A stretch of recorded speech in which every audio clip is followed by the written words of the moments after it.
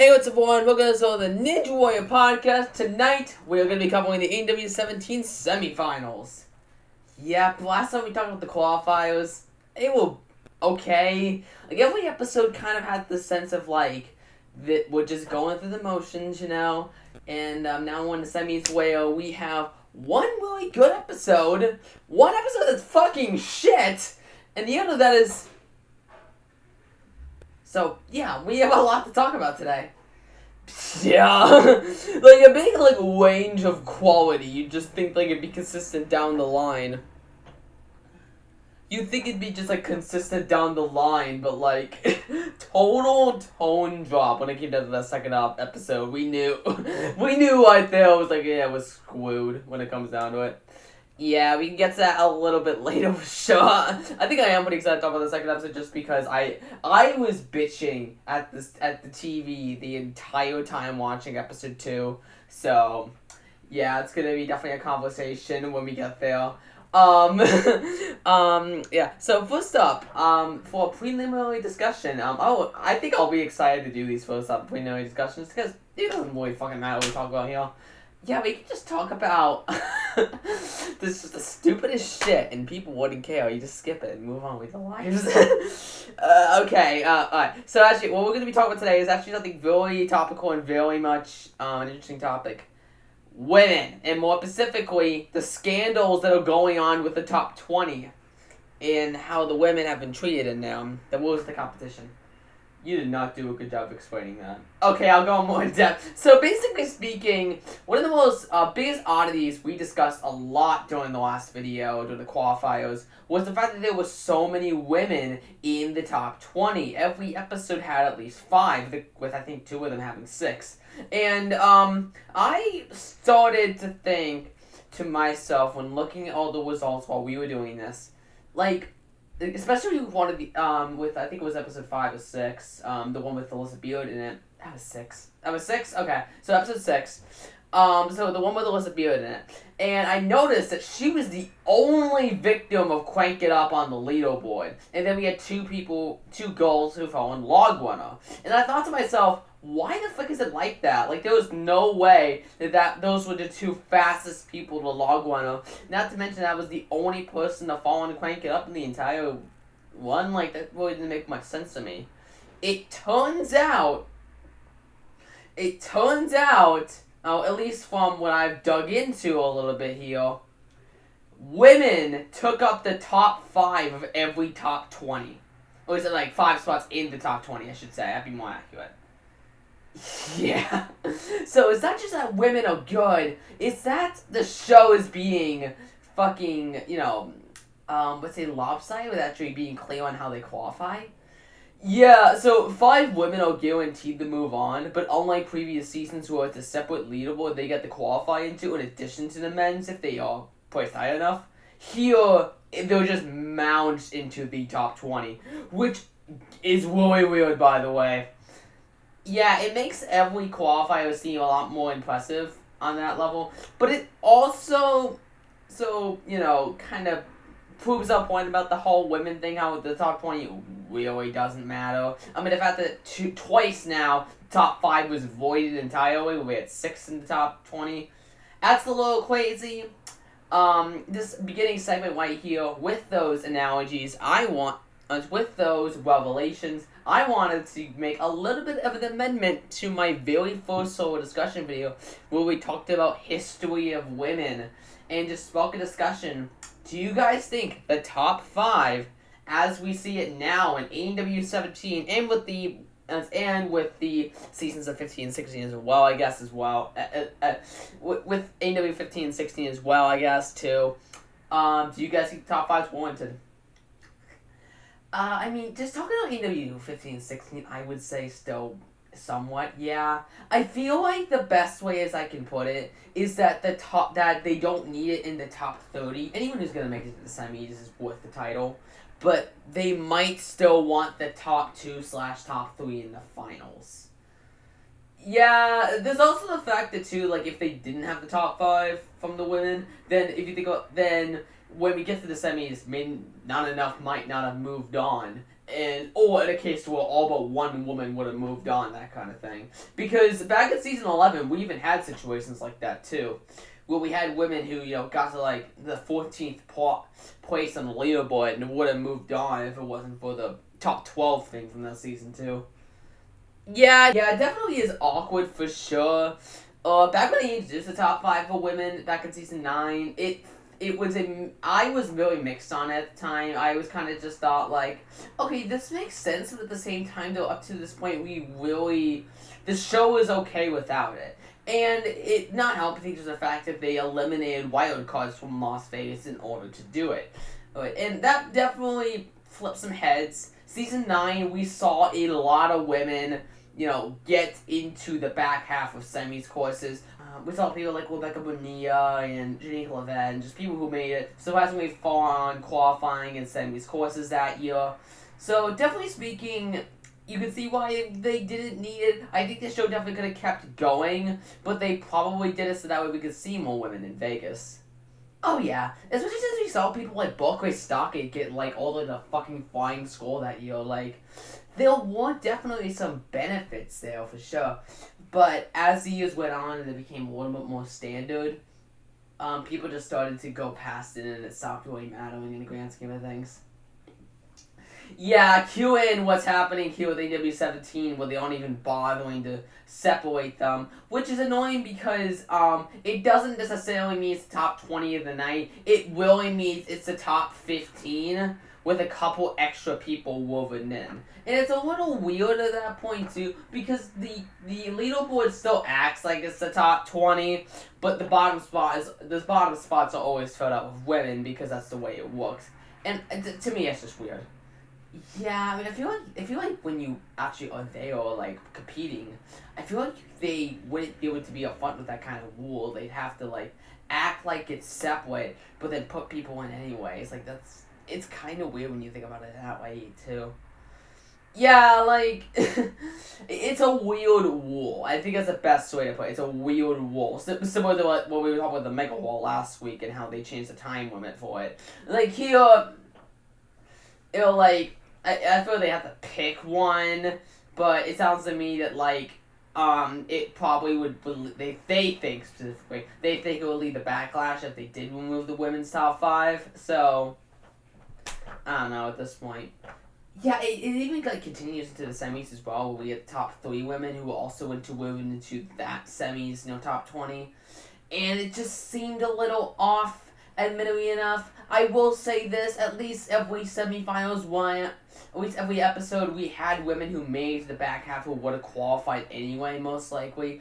But it's still like awkward to not have a separate women's bracket after having it for so long. In addition, that's just the way they're incorporating it in general. Like they're acting like it's there, and it's still like it's there, but at the same time, though, it's more like that it isn't. It's very tough to describe and very much a gray area for sure. Yeah, I think that pretty much covers it when it comes to the topic. There definitely isn't really much to it when you really think about it. There definitely isn't really much to it when you really think about it. But I think it definitely is relevant when we get into the semis as well, because we had a lot of really, really good female winners who, to be honest here, it would have been a really 50-50 coin toss if you were shown. Especially in episode 2, man. Like, don't sleep on it. We'll get there. But episode 2, yeah, I don't even know how we're going to describe it here. Yeah, so with that right there, let's get into the first episode of the semis, starting with the course from the first semifinal episode. The big thing to know with the semifinal courses, and one of them, probably the most disappointing thing about them, is that, just like previous seasons, it is an extension of the previous qualifier courses. So there were 3. So with that, there were 3 semifinals courses, jumping off the 3 qualifier courses that we saw. And these first 6 obstacles remain the same, while another 4 are added. For the first episode, that was the Salmon Ladder, Cannonball Alley, which I do think was neat to see, a Doorknob Arch, and then the Invisible Ladder. 2 of these obstacles I am heavily celebrating because, like, first off, seeing Cannonball Alley again, that was really cool. It's an obstacle that we haven't seen since Season 7. It was heavily deadly during Season 6 and 7 when we did see it, so it's awesome to see an obstacle like that back. But then there's also the invisible ladder, which not an obstacle I ever thought we'd see again, but it at least fixes the spider trap problem, so thank God, I guess. Yeah, I mean, are you happy it's back? Just as a basic thought. Oh, hell yeah, I'm happy it's back. I would have wanted the new obstacle we put it there, but I remember back in my video about the city finals and the evolution of its tower, I did say that out of all the obstacles that were there, the invisible ladder, if we had to pick one to return to fix the problem, I would have picked that one, so I'm glad that was the one they went with. But even so, it is a little weird to see it back. One thing I will say is that it definitely is built differently than previously. Not to mention, ignoring the fact that it's taller than previous years that we saw it, where I think it's 35 feet instead of 30 feet. But, what I'm saying here is just, like, it looks like it's made differently. Yeah, definitely different wings and things in the tower. It just doesn't look right. Like, Season 8, it felt more authentic the last time we saw it. Yeah, I think it's also interesting to see people like Daniel Gill attempt this obstacle because, like, you know, they tried back in Season 8, so it's kind of cool to see rematches and stuff like that. Yeah, definitely. It also hits similar beats to when we saw, like, people rematch against obstacles they haven't played in a while. They haven't done in a while. I know back in the qualifiers too, so yeah, that's the interesting note about it. The other two obstacles we haven't talked about here, we have the salmon ladder, which it's salmon ladder. I don't know we've never had anything to say about the fucking salmon ladder because it's always there. It's always the same purpose. I've always found it interesting that it's always been there, just because I find it awkward. Like, somehow barely takes out anyone, but it's always there regardless. It's a staple of the finals courses. We've always seen it there. The only season without it is ANW 1, which is really weird, by the way. Like, I mean, technically speaking, the only season without was actually season 15 and 16, but do you really want to count that as, like, non-traditional? Yeah, that's what I'm saying. I'm ignoring those seasons for this statement, but still, like, until season 14, if you want to go there was a salmon ladder in every season. He's in the 7th spot, and that was mostly just because of how well it did in AW2. Like, there's reason for it being there, but at the same time, there was a very surprisingly outdated mentality there. I think it's one of those. I think the Semifinal is one of those obstacles where it's like the jumping spider, where like they don't move it because they don't know what else to put there. I think it's the best way to say it. It's been there for so long that what the fuck do you even do with it otherwise? Yeah, that's really, I think that's a pretty good statement. Like, I think that is also the main reason why they keep the jumping spider where it is as well on stage 1 up till, you know, this year. Like, you know, what else do you put there? Sasuke did a decent job of, you know, taking it out once they did the, Sasuke 28 and all that stuff. But even so, like, it still felt like the obstacle was missing, if you really want to think about it. Yeah, Sasuke 28 is never really a tournament I've ever really watched specifically, so I wouldn't really know. But yeah, I get what you're saying. So, yes, Sam, I didn't think we'd actually talk about it, but I guess we did. I think the doorknob arch is really boring, though. Yeah, to put it bluntly, I can't believe this obstacle was here for 2 of the 3 semifinals. It was so boring. Like, out of all the 9th obstacles you could have brought back, why this? This is one of the most boring obstacles ever, really. It's kind of really easy in comparison to everything else. It makes Cannonball Alley and later fucking Corkscrew of all things seem irrelevant because any kind of strength you might have lost from those 2 obstacles is kind of irrelevant when you're thrown a doorknob drop where you don't even really have to try to do well at it. You know, I mean, I guess I am maybe discrediting its difficulty a little bit, but it's the kind of obstacle that's always been made to look super duper easy. And it's not helping here while, like, all these ninjas who are competing here clearly need something harder. And it kind of just made it so the invisible ladder had a lot of homework to do when competitors got there as well. Yeah, it kind of. I think if I wanted to compare it to something, it feels like ANW 15, 16 stage 3, where especially 15s, where every obstacle it felt like it was just leading up to road signs, and that was the only obstacle that could actually do some damage. So it basically just led to that obstacle needing to perform cleanup on everyone else who made it there, and it having moderately okay results. Yeah, definitely. We had a lot of finishers, a lot more than I would have wanted to see from each night. I think a good minimum for semifinal finishes is like, I don't know, I'd say 5 to 10 at most. Yeah, I mean, I guess we were in that range every night, but like, I don't. I think honestly, like the ones we were seeing in AWs, AW9 and stuff, the one finisher we got per night, except for LA, that was really bad that year. But like seeing so many finishes, especially doing season 13, that season had so many finishes in the semis. I mean, like, I think honestly we should have had something that gave us finishers that were like, let's say, I think better range actually would be more accurate, 4 to 7 at most, really. Yeah, I think seven's a good minimum, a good maximum actually. So yeah, it's probably a better number than came up with actually. But yeah, so that was not really the case here. We saw, let's just say a lot more than I would have wanted. So yeah, with that long talk when it came to obstacles just for night one alone, let's talk about the one scene in night one. Unlike last time, we actually do know the results of other finalists aside from the people on the leaderboard, so we can actually talk about shocking fails that aren't simply just off the top of our heads. To continue the tradition of us talking about the women first. Talk about the ones who did not move on to the semis. We saw 10 women won the course because these were the competitors from qualifiers 1 and 4. So, yeah, we saw 10 women won the course. Not all of them were shown, and that's why I'm talking about this first. We had Jaleesa Himka and Jess Wombles, who both allegedly made it to the battling ram, but were cut. And these are two somewhat notable veterans. Jess Wombles had a good run in qualifying, and Himka, if we were doing Stealthiest Ninja, I think she would have been at the top of that list. God damn it. Yeah, like, she was doing so well in season 15, and now she's gotten completely shafted to the side. I think that's just super unfortunate. Yeah, very similar to Noah Munio from, as of recently. I can't wait to talk about him again a little bit later. So yeah, both of them allegedly went out on batting ram. For a lot of the time, it was actually unknown where they went out. So, it might be true, it might not. There's a very big gray area. As I'm looking at the leaderboard right now, there are no unknowns in here in the first round. So, at least, I guess we found out later on.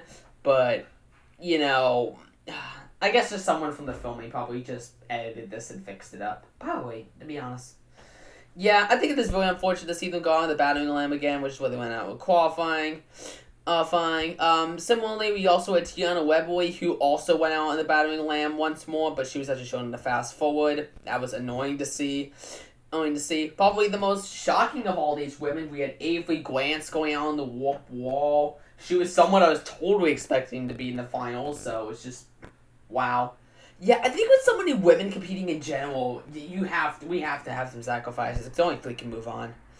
Yeah, that could definitely be found in episode 2 when we get there. The last woman that we have to talk about here was who quote-unquote made into the top 20, but, still same situation that we were talking about earlier in the preliminary. We had Caitlin Bergstrom, who made it to the Cannonball Alley. I think she was also the first one of the night, which is unfortunate for her, but, doing decently well on a semis course is good for her. Especially considering the precedent set for women in AW 14 the last time we saw semis in the first place. So, yeah, there's that. We also had Jessie Graff, who probably was actually in the top 20 if I had to guess. Maybe. She had a surprising one where she was built up as the person, built up to clear the entire course because she's never done that in the history of ever. and she's always poised to have done it. She's always been poised to do it, and almost did in AW 9. So AW 9 and 11 as well. So they built that up really hard. Very similar to what they did with actually Black back in season 10. They did something very similar with that one, but she fell on Cannibal Alley as well, which is just awkward. Yeah, like one of the biggest shocks of the night. I mean, just considering that, yeah. Yeah, rounding our discussion about the women, we had probably my favorite one of the night, Isabella Wakeham / Isabella Forsum. Yeah, to clear it up, Isabella got married to Sam Folson between the qualifiers and semis episode. So, yeah, that's the thing that happened. I could make comments about why the fuck are you getting married at age 20, but it's not in my place to do that. That's their problem. This is just falling into some very similar discussions we had when we were talking about like Caleb Bergstrom and Ashley McConville. Them getting married and then having a kid immediately after when they're barely in their mid-20s. Like, yeah. Totally, like, it's very awkward to talk about people like that. I think it is very weird to see segments like that, too. I mean, young love is a thing, unfortunately. But it's just weird to see segments like that where we talk about young couples like Addie Herman and Noah Munio, and then these two. Like, it's just really weird. And yeah, to be fair, I think it's a little unfair for you to not be allowed to have a segment just because you're in a relationship that had young love. Especially when it's like these two where you'd want to talk about your wedding. These are two top veterans who have been competing the same amount of time from season 13 forward since the age gap got lowered. So, yeah, there's definitely a gray area there for sure. We haven't even talked about Isabella's one yet, though. Yeah, we'll just be brief here. She fucking finished the course. Yeah, she became the first woman ever to clear the invisible ladder and the first female finisher in the finals in the semis since Jessie LeBrec's clear during season 13. It was a very incredible one to see. One of my favorites from the entirety of the finals in general. I think it happening definitely softened the other female finisher we saw during episode 2, which we'll get there about talking about. But, yeah. But it's still, both were so impressive ones, and Isabella Wakeham's definitely the highlight of the night for sure. Yeah, heading back to talk about more of the male competitors. The first one I'd like to mention was another cut one. Owen Dyer, who was probably cut because he got injured. Yeah, he made it to log whip where he ended up, but then injured his shoulder on the obstacle, so he ended up walking off the course, which is unfortunate to hear. So, yeah, I can't wait to. That was a thing. Yeah, definitely. I mean, I get why they didn't show it. They're usually not really good at showing ones like that. Yeah, definitely not for sure. We also had, surprisingly enough, Leo Hurling, one of the top rookies from the first qualifying round. He went out on the battering ram, which was earlier than they went out in qualifying, where he completed the course. So, yeah, that was a kind of a surprise, just since they fast-forwarded him. Definitely could have been a big surprise to see during that one. We also had Joseph Rouse, who had probably the most shocking fill that in my opinion, going out on log whip. That was a thing. Yeah, that's the thing that, like, comes out of nowhere totally, like, someone like him. Yeah, like, you don't even bother to show him. Like, I remember was so crazy about that earlier, and it totally is, like, warranted when this was the thing that happened to him. Yeah, so from there, moving on to the top 20 for the male competitors. It is, who do you want to go over first, man? There weren't really many notable fails. Blay Wannico made all the way to doorknob arch, but was fast-forwarded. Very unfortunate there. Kyle Soderman out on the invisible ladder, where he got fast-forwarded. That's pretty common for him. Caleb Bergstrom, another fast-forward, making it to the invisible ladder. Pretty annoying there. Enzo Wilson was the first competitor to actually make it to the invisible ladder in the special episode. So that was a really cool one to see. There was also RJ Roman, who had one of the most gutsy ones on the invisible ladder, making it all the way to the very top, but not being able to clear it.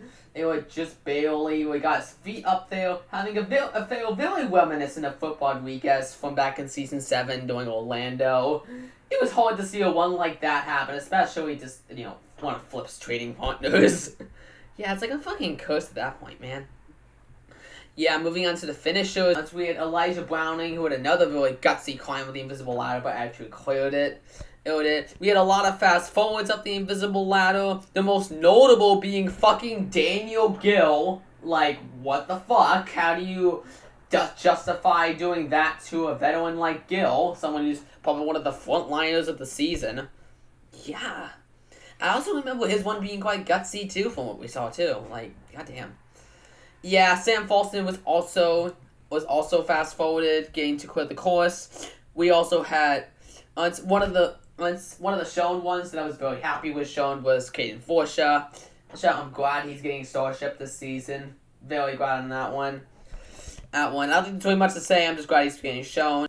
Then we had the top 3 of the night. We had Luke Dillon, Isaiah Thomas, and fucking NASA Galemore at the top of the leaderboard. I'm gonna make one of my boldest statements ever. Bold? Like, dude, you've been doing this podcast for like 5 years. How much bold can you get? Oh, I'm gonna be bold here. So, NASA Galemore. He's overweighted. Damn. Really? I mean, 2 straight back-to-backs to stage 4 and you call him overweighted? I'd like to see you back up that statement. Okay, so my biggest problem with the treatment of NASA so far this season is the fact that they keep on saying that he's never failed an obstacle where he's timed out on stage 4 twice. Huh, yeah. They did the same thing with Caden way back in season 13 and 14 as well, and they don't make it such a big deal about that too. Yeah, it's especially infuriating here, where, this is the same stat that Caden was dealing with in season 15, but then we come here and they're literally using a counter to count how many obstacles he's quote-unquote cleared in a row without touching the water. And while, yes, technically, when you say it like that, it's not wrong, but it makes me want to just throw them against the wall because they keep on saying it, and it's like, it doesn't really go with the rules of the show. Like, if you fail stage 4, I will absolutely say that you failed an obstacle before. Yeah, they were making such a big deal way back in, season 8 where, Jeff Britton had that issue. Where, Jeff Britton, when, he cleared 7 courses in a row. That was a big deal at that time. Here, that's how you overblow a competitor right there. Make them seem way better than they actually am. I'm not really discrediting NASA, but, I totally see your point on this one.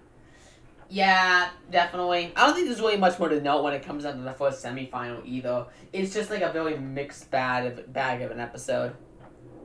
Yeah, there's some good, some bad here. I think it was more of in the middle, very typical for the season. I guess a big question to ask before we move on to episode 2, especially considering what episode 2 was. Was it really that bad? Was the episode really that bad? How was it ranked compared to all the other episodes? I feel like it's maybe on par with the first episode. Definitely has higher highs in that case, but, very similar lows, so it's kind of tough to compare in that case. Yeah, definitely, for sure. Moving on to the second semifinals episode. This episode was a fucking piece of shit, mostly because of the editing. Yeah, we'll get to that in half a second because we have to talk about the course first, which didn't really have many changes. We only have one new obstacle to talk about, that being the return of Corkscrew, which I do think is awesome to see. I feel like it should have taken out more people, but regardless, it's still an awesome obstacle to see. But the other 3 obstacles were exactly the same. We still saw the return of Arch and Invisible Ladder, which, yeah, I wasn't really expecting the Invisible Ladder to change, but I was expecting the 9th obstacle to change between episodes. And well, yes, it did change during the 3rd episode. It's like, what the fuck? I mean, you have to keep things different. One obstacle isn't gonna cut it. Yeah, they probably aren't even looking at it that way, Cristal. I guess. still, this is my point here. Yeah, I mean, the lack of variety is definitely showing. I feel like with this course, it depends on how you look at it. I feel like the Quacks were definitely beginning to show way more seasons 15 and 16. Where here it feels more like how season 14 felt with the semis, where there were only 2 individual semis courses we saw, and the obstacles were barely ever changed, and the obstacles were just flipped around between the 4 episodes. Here it definitely was made the same way, which makes the semis feel very similar to that season, which weren't really all that good. Yeah, I think this is a very slight improvement just because of results, but it's still, like, some ones are still just really boring in general. Yeah, definitely for sure. Getting into the actual episode itself, where do you even want to start, guys? It's hard to start. Because it's tradition of women. Almost all the women weren't shown. Let's just start with that bullshit. Yeah, there were out of all the women who ran, 3 out of the 10 were given shown ones, and I think all the rest were fast forwarded at best, with I think 1 being cut. So, yeah, and that doesn't sound bad, you know. The top 3, show the 3 that moved. Nope, they didn't do that at all. Yeah, the only woman who moved on who they showed was Taylor Green, who we'll get to in a second. The other 2 who moved on, they were Annabelle Heinrichs, which I think was cool, but I think her one definitely should have been shown, or at least given more than a fast forward. And then the other woman to move on was Janique Levette, who did get a shown one to be fair, but like, still, I don't think I would have picked this one to be shown. Yeah, I think if we had to take this one, would have been one of the ones to fast forward. And then we had Bailey Beckstrand, who made it to the salmon ladder and was 4th place and almost qualified to be in the top 3 women, but ended up going out there. Considering all the showcase she got during the qualifiers is very unfortunate. Yeah, totally shafted to the side to shadow over to brothers. I don't care that they're doing better. I feel like being a Beckstrand should totally give you some kind of like safety armor. And the fact that it didn't give her jack shit is very unfortunate. Yeah, I mean, I get it, you know, she didn't move on, but like, still, it should have been shown. And in addition to that one, we also had Katie Bone going out on Log 102. God damn, what the hell? Like, she got fully shown too. But yet, they just used this opportunity to overblow her story again, and then have her fall. My god. Yeah, like, I understand the idea in this case because you pick one. It's either A, you don't give her starship, or you do. Like, I'm not gonna fault them for that one. The last woman I kind of want to mention here, we're going into the top woman of the night. We had Maddie Howard, the only other female that was fully shown, where she had one of the bigger shocks of the year going out on Log Runner. Yeah, in the semis, like, what the fuck? Like, seriously? Yeah. I don't even know what the preference with this. There's no preference. This is just a thing. Like, it was told, they were making a whole big deal about her. Can she be the first mom to complete a semis course? Which is a fucking bullshit stat to begin with. But, like, it makes it even more surprising the way they just kept on acknowledging it. And then her just going out, like, I don't know, I think that just makes it heavily significant. Yeah, for sure. Sure. Then we had the top woman of the night, Taylor Green, the second woman to complete a semis course this season. So, yeah, like we mentioned earlier, I do think Isabella Wakeham finishing the semis course made her one seem a little less significant, but it was still awesome. I still love seeing Taylor do super well and get to the top of the semis tower. Something that only 4 other women have done. That is still super impressive, especially with an obstacle like the invisible ladder. That's very difficult. So yeah, I'm not gonna discredit her for it. It's just it's just like not as significant in the face of because Isabella Folsom did it. And I did just realize that I probably just called her Isabella Wakeham without even thinking about it. Yeah, that's the thing with name changes. Like, I remember way back, I remember last year, like, we just refused to honor the whole David White changing his name to David Bergstrom because of him getting married to Caitlin. To getting married to Caitlin Bergstrom. I remember getting married to Caitlin Bergstrom, and then both of them changed their last names to Bergstrom White, which we both found really awkward to really bring up in the first place. And it was the same case with Ashley and Caleb. A little less to that degree because Ashley bailed. Ashley had a shocking affair during season 16. It was barely ever shown during 15. But still, yeah. Definitely for sure.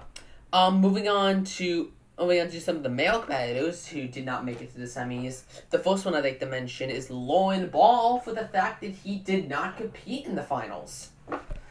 Yeah, Lauren Ball had a filming conflict, and because of that he was faced with, of all people, Anna MacArthur, which, yeah, cool and everything, but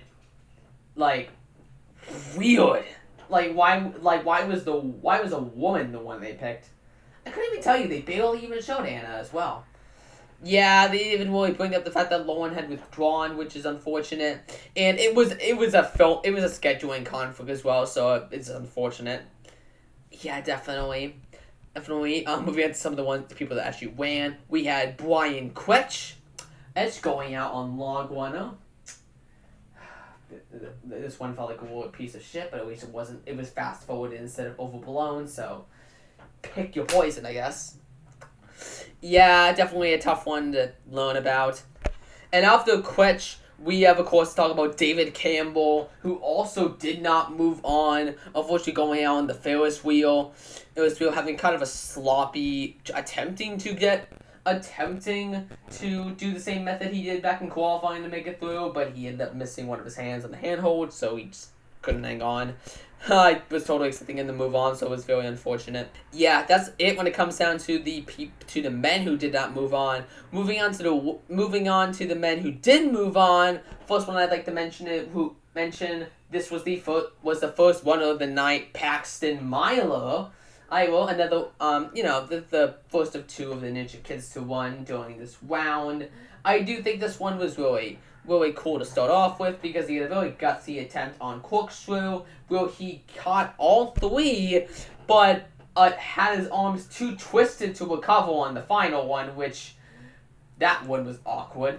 Yeah, what a one to start off with. It really was the only time though the corkscrew mattered during the second round. Yeah, definitely a thing. We also had Cotton Scusto, who was fast forwarded, who went out on corkscrew. Then we have some people who went out on the doorknob arch, a surprise on arch, Alex Nyan, Evan White. Then we had the people who went out on the invisible ladder. First off was Nicholas Coolidge, who got a mid cut, so good for him. At least he didn't get fast forwarded, as per usual for him. We had Donovan Matoyo, probably the most saddest fully shown one we saw, where he ended up going out on the invisible ladder, where he got his feet all the way up there, and he was literally in the hole coming up, but he just lost his grip as he was climbing, and fell right back into the hole and onto the platform, where, not being able to hit the buzzer. Wow.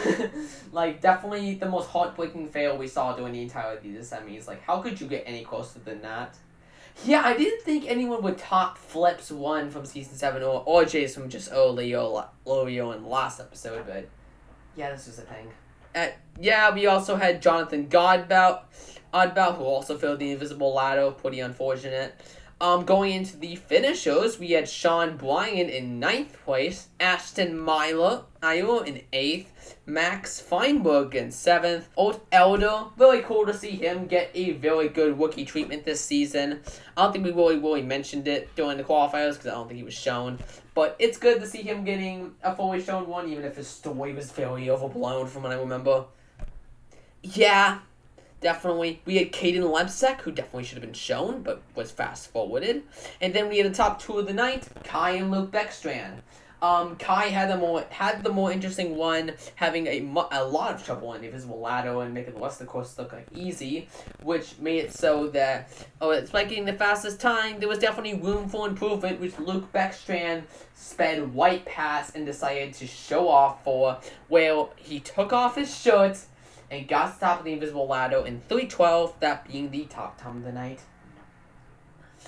Yeah, having the Beckstrand brothers dominate their rounds definitely shows that I feel like a showdown between the brothers is very inevitable in the finals. I hope we do get to see that because we've never seen them race each other, and if anything is going to happen in the finals, just seeing some of these soccer competitors fight each other like that, that's going to be awesome to see. Yeah, definitely. So, yeah, I think we're ready to move on to episode 3 of the semis from there. Yeah, I think so. So, starting off with that, I think, honestly, with this episode, we should take a different approach because there were a lot of shocking fails to discuss with this one. Yeah, some of them were cut, some of them were shown. There was a lot with this one. Just starting off, we had a new 9th obstacle change. Instead of the doorknob arch, we had the dungeon. I don't really think this obstacle is all that special, but I guess it's nice to see something different. I will say this, it at least led to my favorite course that we saw, like, of all the extended courses and courses overall. I would say this is my favorite because of all the obstacles here. I think they're all really good. But it's just like, dude, the dungeon does feel like a stinker of a 9th obstacle to change to. But it also is kind of annoying to, know that was the only time we saw it swats as well. Yeah, I feel like that's, like, kind of a hard thing of, like, only having 3 semifinals episodes instead of 4. Not every obstacle gets the same amount of time to shine. No, because this obstacle only got 1 episode, while everything else got 2. Yeah, that is kind of annoying. I also think it's, like, stupid, once again, that, like, the obstacles just, like, the other obstacles aren't any different from the previous episode. Yeah, again, they excuse that for, like, a modification. Like, it just... That's how that works. Yeah, going as the actual ones, like we said before, there were a lot of shocking fails, so we'll basically be starting with those. First off, we had Alyssa Beard, who was fast-forwarded and fell on Log Runner. Kind of a disappointing end to her season. We had Taylor Amon, who was completely cut from the broadcast, us also failing on Log Runner. We had Philip Scott, who, surprisingly enough, also went out on Log Runner. You can tell Log Runner really did have a lot of shocking fails. V-Formation took out Casey Rothschild, which isn't as shocking, but still kind of surprising. I was kind of hoping that she'd at least make it further on the extended course. We also had Emily Gardner and Addie Herman getting pretty far all the way to Corkscrew, but both of them were too slow to get into the top 20 or within the women's top 3, so...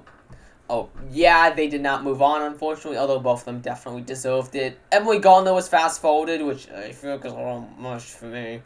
Yeah, like, there were a lot of women to make it to the 8th obstacle. I'll give you that in this episode, like, you can't show them all, but, like... You should have shown them all. It's kind of a weird gray area. I think with this episode, is a lot more justifiable why we didn't see many of the women. But the fact that they fast-forwarded...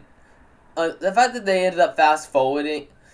forwarding one of the women who made it into the top 20, it's a little weird on that front.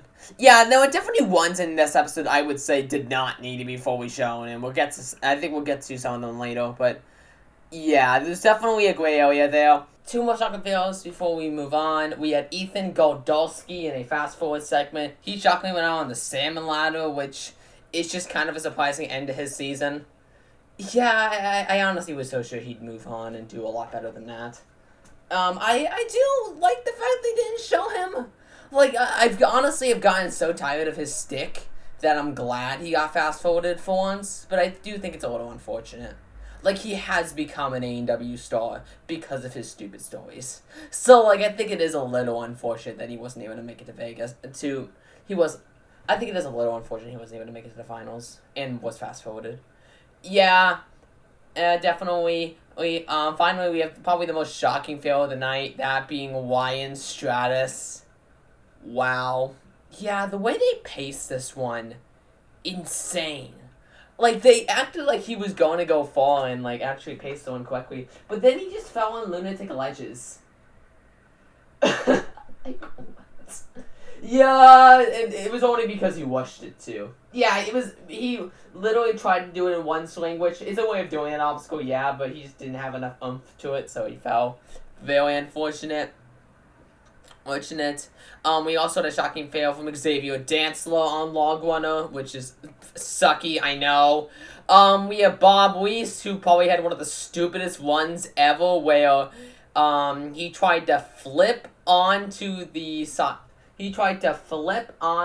onto Log Runner, and he thought he would make it.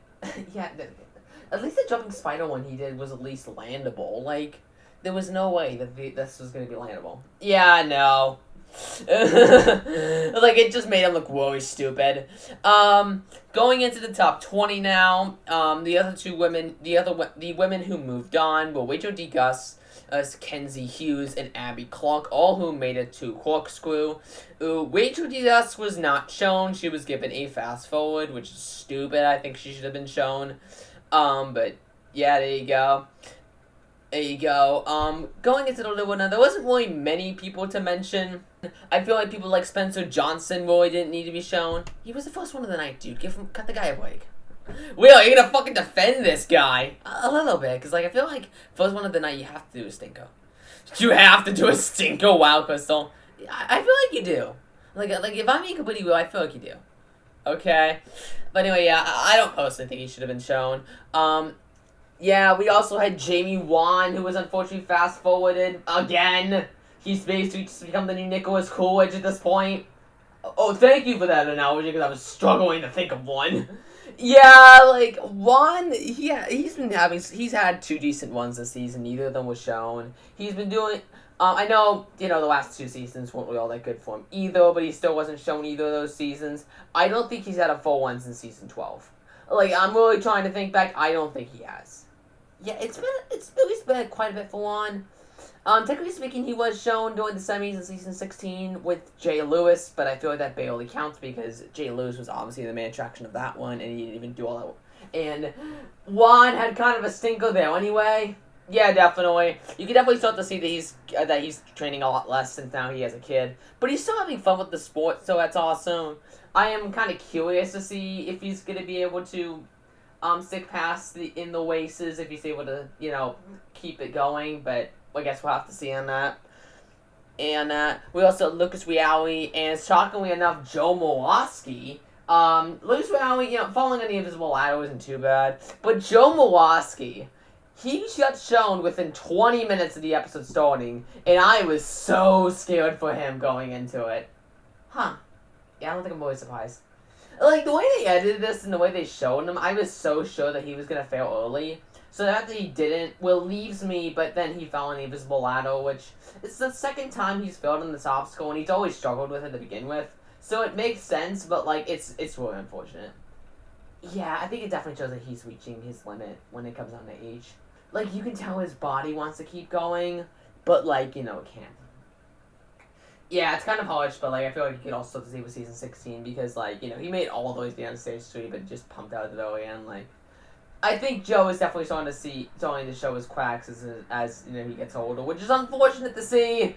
He's so, like, I think it's kind of weird to actually root for Joe right now because of the kind of seasons he's had since season 11. It just hasn't felt like the same Joe to me. I definitely can agree with that one.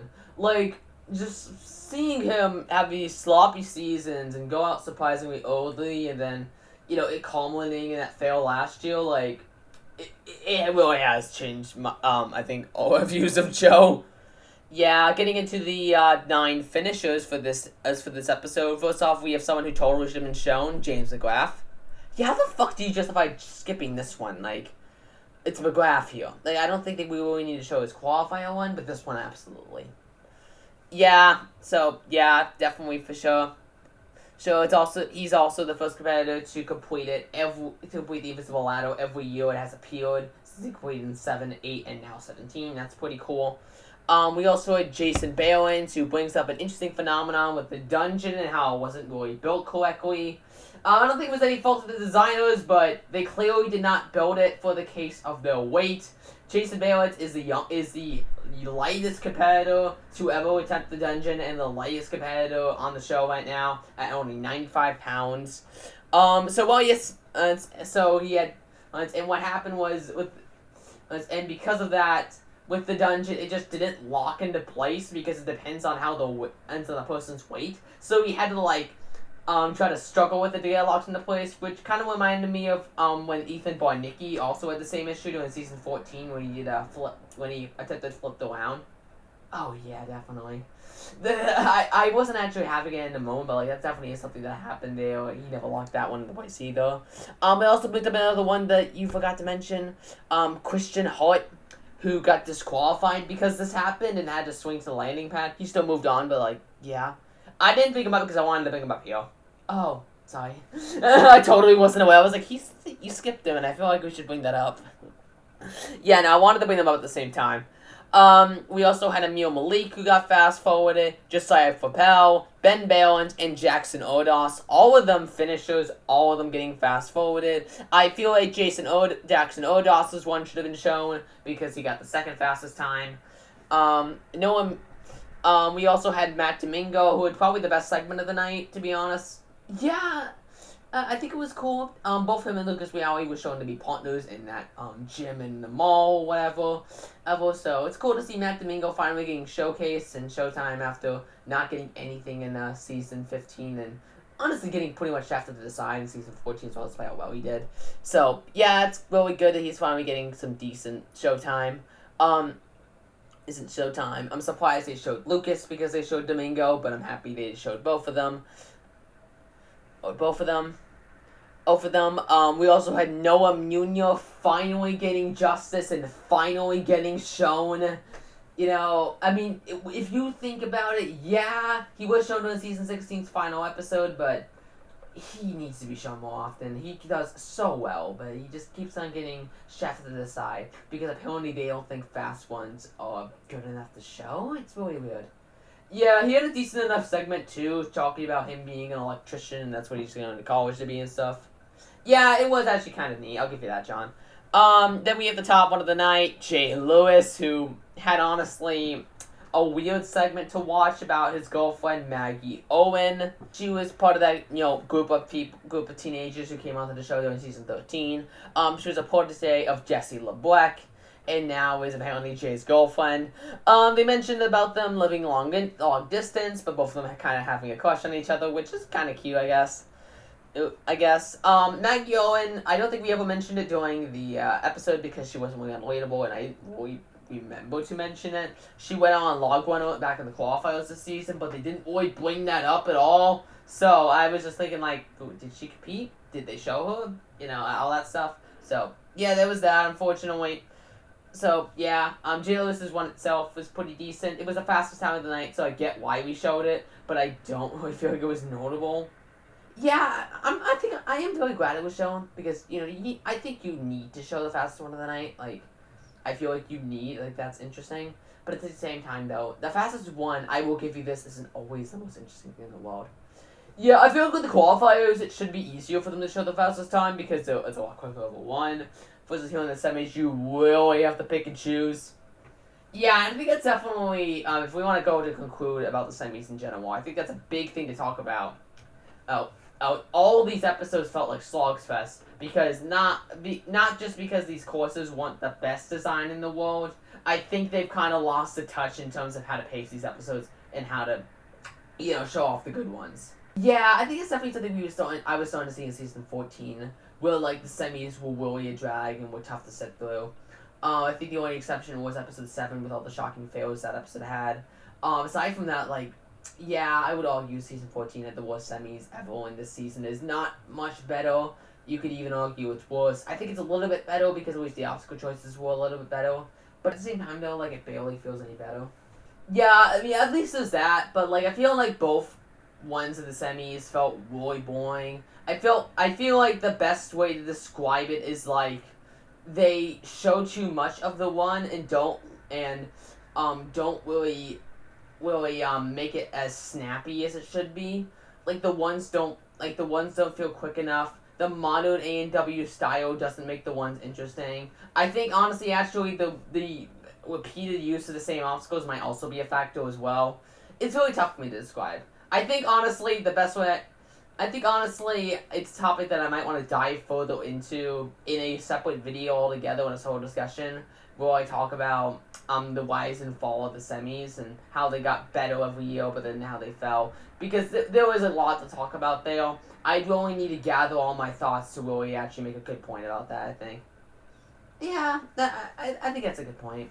Like, the semis were definitely much different back in seasons 10 through 11, in seasons, 6 to 11 or whatever, Back when the format was in a stable position, it made sense to have a city finals, but now, I think they were starting to see why a semis is barely necessary when it came down to seasons 15 and 16, because it did feel like a kind of a waste of time, but it could also just be like, you can't really start with the 10 obstacles. A lot of people aren't going to clear that. Yeah, no, I get why they did what they did, but at the same time, though, it just makes, the episodes are just badly edited. It's kind of, again, I don't really know how to, fully say it right now off the cuff. I think that's my biggest difficulty with trying to make a point about this right now. I don't really know how to discuss it and make a point, but there's just definitely a different energy here. That's the best way I can describe it right now. Yeah, but I think that brings it to a close. We've covered all 3 episodes in semis, and we can move on to the finals next time. Yeah, just to give a quick update here, I've been having a lot of problems with my computer as of late, so I don't know when I'll be able to get this video to you guys. I am hoping at bare minimum it will be during the 3rd week of the finals. I'll be able to edit this and give it to you guys, but I don't know. I recently went through the effort to try to upgrade my computer's processor, and that went awful. Currently I don't even have a fucking computer right now. It's just being very finicky because of old technology clashing with new technology, because my processor is super new, my monitor is a couple years old, but we're trying to adapt it, and it just took a while. It was a lot of troubleshooting, that's basically the best way I can describe it. Because I haven't really had the chance to upload all the videos. Currently, I am waiting on the qualifier video to go up. Let's go up because YouTube abandoning the processing. That's what gave me the motivation to change my computer's processor, because YouTube kept on abandoning processing and I couldn't get it to fix it. So, we'll see if that ends up fixing the problem. If you guys if the qualifier video is already up, then yeah, it did fix the problem. There's also that solo discussion video that I've been keeping on the webs lately. I'm still not going to talk about it. I'm still not going to tell you guys what it is, because it's kind of a project that got caught on the kind of a project that I don't know when I'm going to be able to release it because of this whole crisis. I hope soon, but it might be something that won't be released till like a month or 2 down the road, because it's fully finished, but I don't even know if it's going to be caught for copyright. So that's a thing we'll have to see. I'll keep you guys updated on it. You'll see it when you see it. It's done, fully edited, but right now I need to wait for my computer to be fixed, and after that I can check to see if it needs copyright fixes, and if it does, then I will fix it up and get it to you guys when I can. But it's not going to be soon. I'll tell you that much. I don't think it's going to be any more than I think it's going to be around a month from now, which is going to be crazy because by that point I'll be in fucking college. Yeah, that's gonna be weird. You're gonna I don't know, do this from your dorm at your college? Probably, to be honest. We'll see. I feel like the way the finals are going and the way I don't know how many episodes we're gonna have. I think we might have one more finals episode. But we might also have 2. I have no idea how they're gonna go. The first finals episode hasn't aired yet, so once we are able to see that, I think we'll know. For sure, you guys just gonna have to trust us, and we'll get these out as soon as possible. Yeah, so yeah, you guys might see a small hiatus after the qualifiers episode and after this episode for sure. Yeah, I can't say for sure. I think if that depending on what happens, I'll keep you guys updated in community posts. I do have a lot of long scale projects I want to keep going with, but I don't even know if I'm going to be able to record when I go to college. I'm going to need to find some way to do it. I want to keep my YouTube careers going. I want to keep all my channels going. I want to keep the Gaming Headband going, even if that channel's been on a bad hiatus as well. But I also want to keep this channel going, because both of them are nice things for me to spend my time with otherwise. I enjoy making videos for you guys, and I have other ideas I want to make. I also promised that Joshua video that, don't worry, I'm still going to make. It's just going to be at the end of the year. I also still have one more part of the National Finals retrospective, which I haven't gotten a chance to start either, but yeah, that's still going to come too. That's probably going to be another end of the year project as well. I think for a lot of these projects that I have on the horizon, I need to wait till I get to college and get settled. That's when I'll finally figure out how can I record these, when can I record these, how can I edit them, all that stuff. Once I have my living situation and the college thing figured out and I'm more comfortable, then I think working on those videos will be a lot easier. But right now, in the position we are in, I am very much transitioning and I can't really do much because so many things are happening at once. And I'm running out of time. I'm legit, like, the days are ticking down. I am moving into Southern within a couple of days. Like, it's within, I think it's like a week or so from now.